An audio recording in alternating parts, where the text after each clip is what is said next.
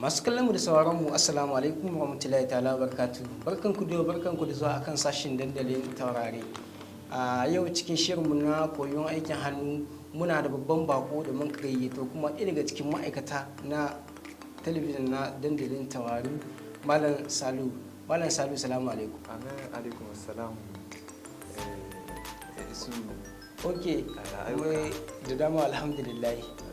Masu kallon da sauraron mu yau mun ɗauko wani sabon shiri ne na koyon aiki, shiri ne wanda yake duba rayuwar matasa, yara da ma iyaye. Cikin wannan shirin namu yau za mu yi ma Malam Salu tambaya wanda yake ɗaya daga cikin mutane ne wanda suke aikin hannu kuma suka san aikin hannu. Za mu yi shi tambayoyi akan ta yadda iyaye ya kamata su taimaka ma ɗiyansu. A yau mun gani akwai matsalar da take faruwa a cikin al'ummominmu. Zaka ga yara sun taso ba su da na aikin yi, suna sace-sace, suna shige-shige, suna shaye-shaye, abubuwa da ga sunan jiya wanda ya kamata a ce matsayinmu na iyaye, matsayinmu na kanne mun taimaka ma kannenmu sun samu aiki. Amma mutane da ba su san ta inda ya kamata a ce sun tahi sun nemo wannan aikin da ya kamata a ce sun bida ma kannensu da ɗiyansu da 'yan uwansu. Kenan yanzu za mu tambayi Malam Salu don mu ji wani hanya ne iyaye za su bi don su nema ma ɗiyansu aikin yi. Malam Salu, yau tambayar mu ta farko ita ce mutane da yawa da ɗiyansu ba su da aikin yi, ta yaya ya kamata a ce sun nema ma ɗiyansu aiki? Alhamdulillah malam Isu da kai mana wannan tambaya. Lallai kamar yadda ka faɗi ni ma'aikacin hannu ne kuma sa'annan da muna cikin animatar na dandalin taurari TV. Wato abin da ya shafi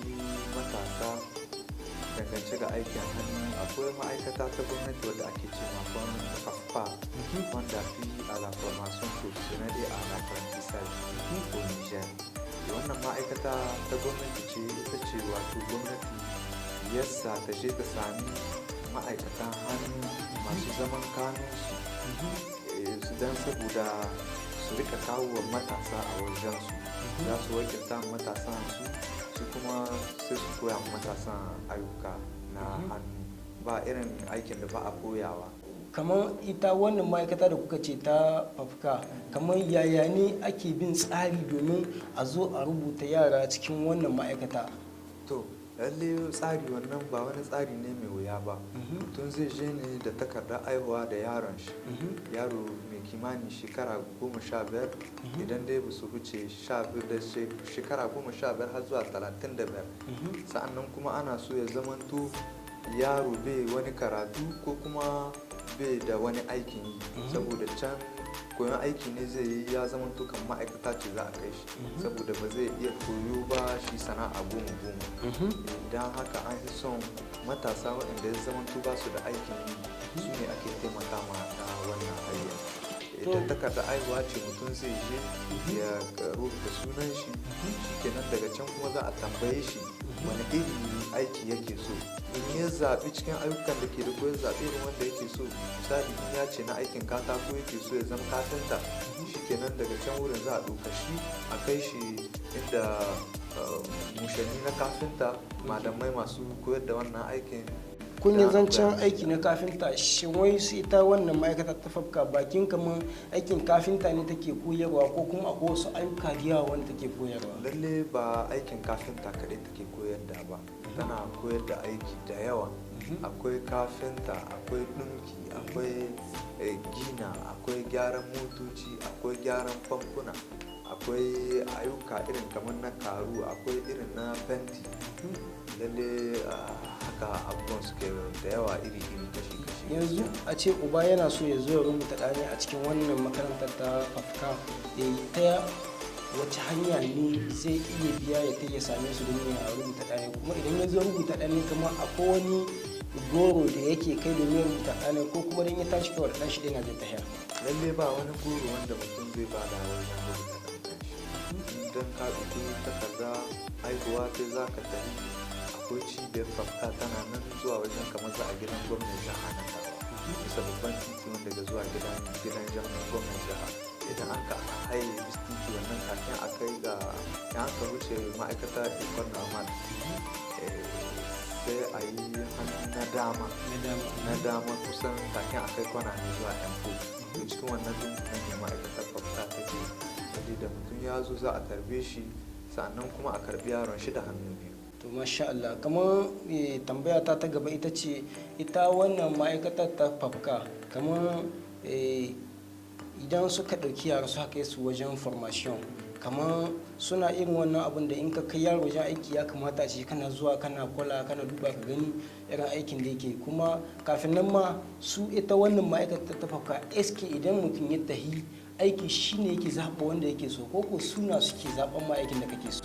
To gaskiya aiki mani yawa wanda mutum yake so shine ake sanya shi ake sanya shi saboda abinda mutum ga so ya fi koyon ciki ne. Mutum ya ce ga sana'ar da yake so nan za a koya mai idan ya zamanto sai dai ya zamanto ba irin abin da yake so irin abubuwan da ke da kai kuma aikin ya fara kenan zai samu in kuma bai son haka nan sai ya hankuri har lokacin da an ka samu bangare irin nashi kenan sai a haɗa shi kuma ya koya amma an yi da so dai mutum abin da yake so shine mai yawa gaskiya ake koya. Ita wannan ma'aikatar ta fafka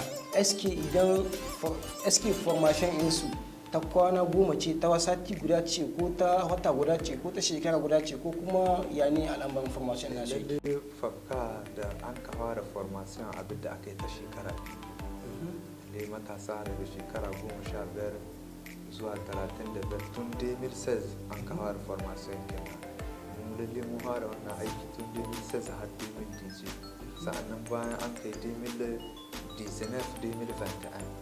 to yanzu ana nan kuma ana shirin sabon za a ɗauki sabi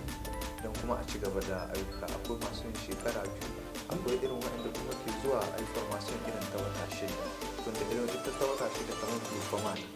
kamar an samu gurfama na mutane waɗanda suna son a yi formation rapid sai a yi musu ita ta wata uku ko ta wata shida. Kamar da kunka ce ana ɗaukan maza ana ɗaukan mata shin wai formation inda ita fafka da nan take ma mutane formation ce wadda misali idan mutum ya tahi yayyo formation idan ko yayyo stage ya dawo ma'aikata zai dawo wa can zai rinka kwana ko kuma dai da yayo tahiya na zai shi gidansu ya zauna ko kuma dai kakane suke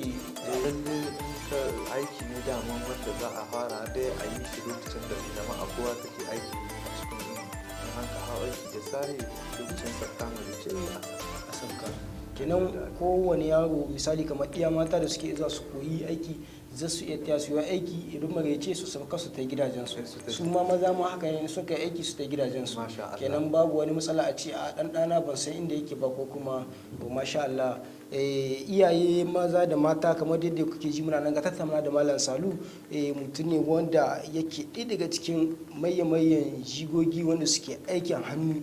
kuma kun san aikin hannu yau yana da muhimmanci sosai har dai ga irin waga rayuwa da ake ciki ta yau da kullum ta iya yaran mu kannan mu ba su son karatu ko kuma su yi karatun su bari ko kuma sauran ma ba su karatun gaba ɗaya su zo suna yawace da ba su ta yawace ya kamata ku ɗauko su ku kai su wannan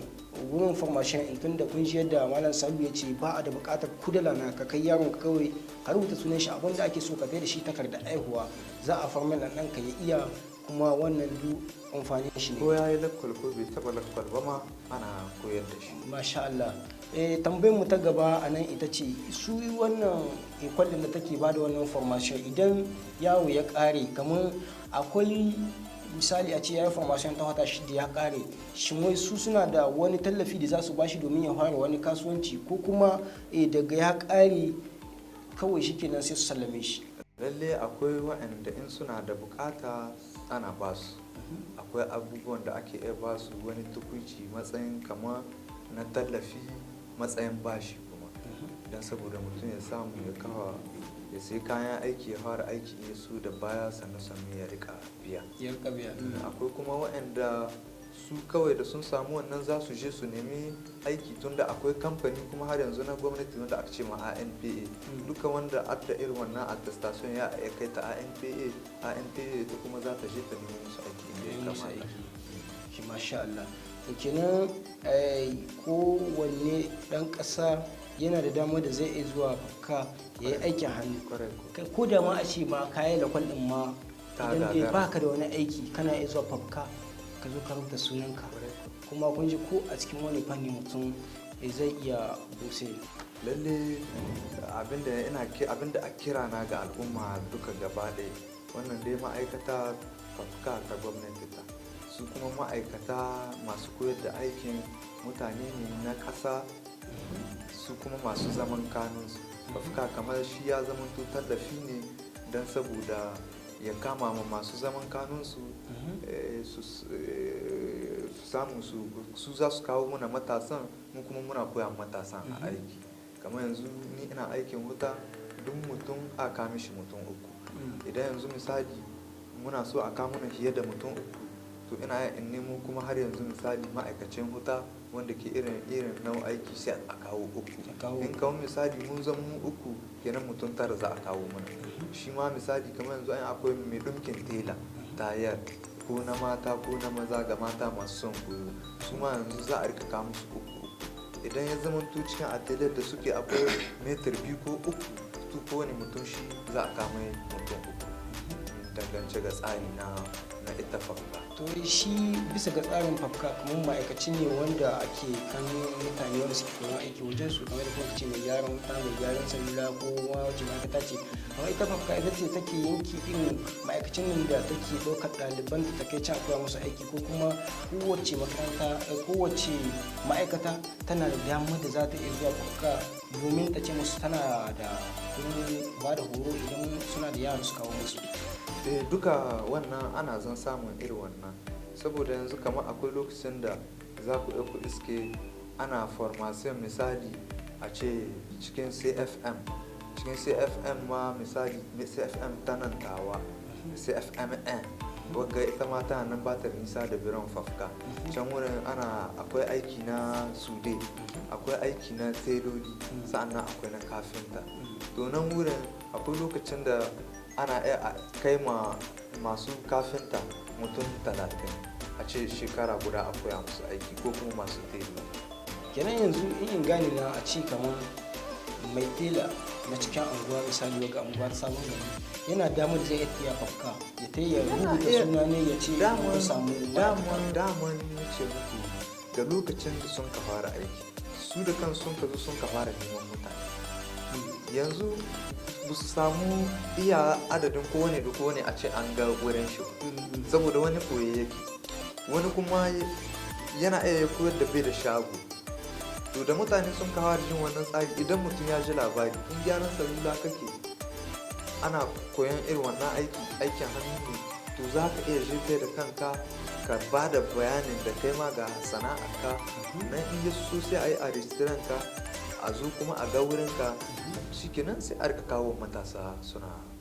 kana koyar da su, ana ba su horo. To masha Allah, barakallah Malam Salu, mun gode sosai da irin wannan bayanai da kun ka bamu, kuma kun ka taimaka mu iyaye, kun ka taimaka mu matasa gaba ɗayan su. Masu kallon mu da sauraron mu, kamar yadda kuka ji mun tattauna da Malam Salu akan abin da shahi aikin hannu. Aikin hannu abu ne dai mai mahimmanci, mai daraja, wanda ko lokacin annabawa da yawa sun yi aikin hannu. Kenan kada ku bar ɗiyanku suna zaman banza, a lorke ga wata dama mai mahimmanci wadda kun san za ku kan ɗiyanku su koyi aiki. Kenan wannan makaranta ta fafka za ku iya zuwa ku kai ɗiyanku, abinda ake so kai su da takardar su ko da laba a suna ku kawai ku rubuta sunan ɗiyan kuma suna za su ga yan aikin da suke so, kuma ka za ta iya kacin ƙoƙarin ta nemo mai koya ma wannan yaron na, kuma ta koya mishi, kuma ta samu tun ma baya da rashin wani zai rinka zuwa lokaci yana duba SK abinda ake koya ma yaron nan yana nan ga cigaba ko bai nan ga cigaba, ko yana zuwa kuma bai zuwa. Idan ba ku da damuwa ko kuwa idan ka kai ɗanka to ka tabbatar da kamar ka sa ɗanka ne cikin hannuwa na ƙwarai, insha Allah zai ci gaba da koyo. Kada ku manta dai kuna tare da sashen Hausa na dandalin Taurari da yake nan a birnin Tawa. Idan kuna so mu kawo muku bayani kan wata ma'aikata ko kuma mu yi muku da na wata ma'aikata, kada ku manta ku sa mana cikin komantar. Idan kuma